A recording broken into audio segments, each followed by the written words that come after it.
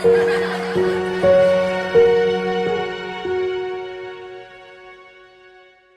everyone, Eric here, and welcome back for another video today. Today we're going to be talking about saving seeds. Every single plant that you grow in your garden has been cultivated in order to grow the most wanted plant. Farmers and gardeners look for the plants that are the sweetest, that are most visually appealing, and for plants that have the best growing ability. So today I'm going to show you how to take seeds or how to replant or repurpose plants that you've bought from your local grocery store.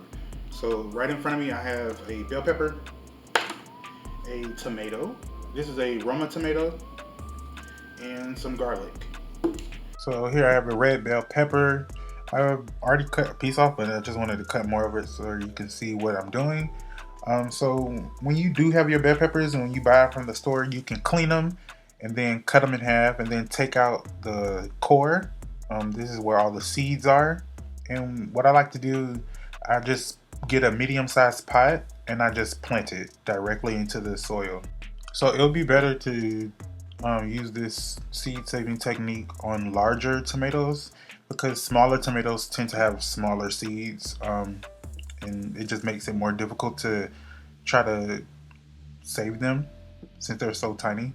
But these seeds are fairly larger, and so you just like to cut open the tomato in half and then a third. With the back side of your knife, you can push out the seeds. Next, you will get a bowl of water and get the seeds to soak a little bit and then put them on a paper towel to let them dry, and then you can plant them.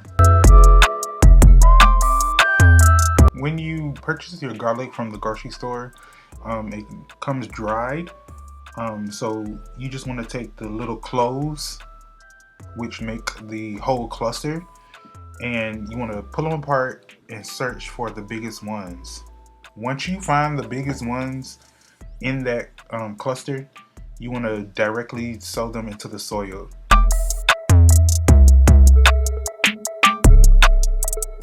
It's very helpful and a benefit to save seeds from store-bought plants because it can also help you with saving money.